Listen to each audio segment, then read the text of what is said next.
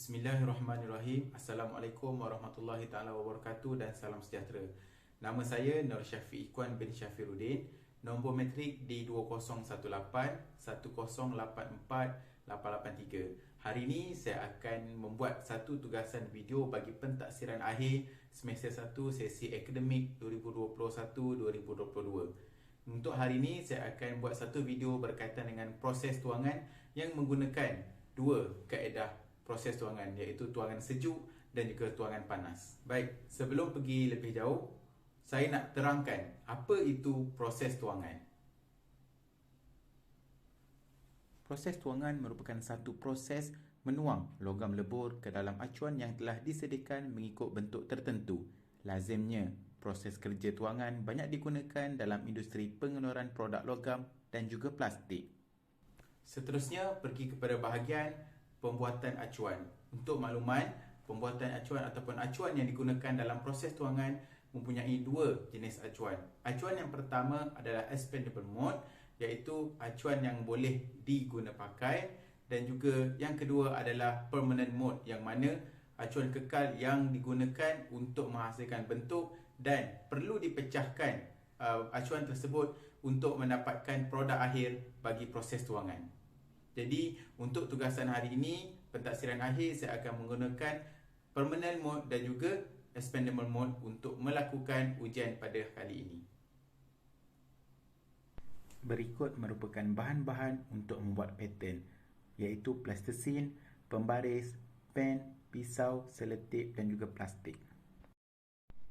Untuk tuangan panas, saya menggunakan tuangan lilin bagi membentukkan produk, menggunakan plastik sebagai acuan. Ukuran diambil dan ditekap di atas plastik bagi mendapatkan ukuran yang tepat supaya produk akhir menyerupai bentuk yang diingini. Pastikan semua bahagian dikemaskan dan diselotip dengan baik. Seterusnya adalah proses membina pattern ataupun acuan bagi proses tuangan sejuk, iaitu tuangan daripada simen. Saya menggunakan tanah liat sebagai acuan untuk tuangan sejuk. Saya menggunakan scraper untuk membentuk acuan ini supaya kelihatan kemas dan cantik, dan juga produk yang dihasilkan mengikut bentuk acuan yang telah ditetapkan. Kemaskan dan keluarkan bentuk yang telah digunakan untuk membentuk acuan.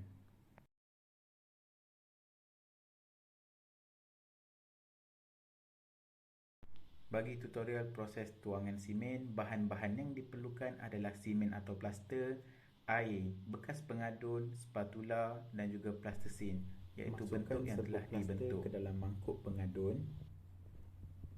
Kemudian masukkan air sedikit demi sedikit dan kacau sehingga sebati. Pastikan adunan tidak terlalu cair. Selepas itu, masukkan bancuhan yang telah sebati ke dalam acuan yang telah disediakan mengikut bentuk ataupun pattern yang telah ditetapkan.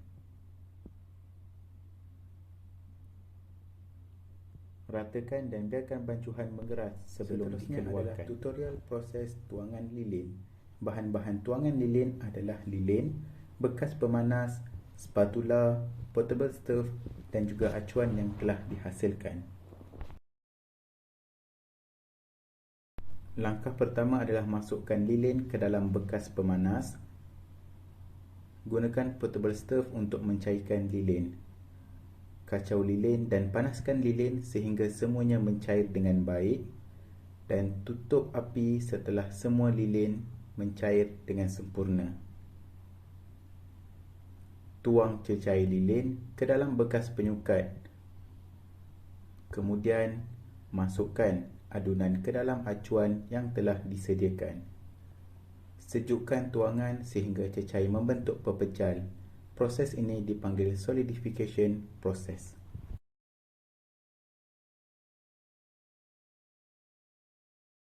Diharapkan dengan proses amali yang telah dilakukan sebentar tadi dapat memenuhi spesifikasi yang diperlukan bagi rubrik pemakahan pentaksiran akhir saya.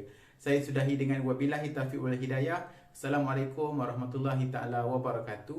Terima kasih.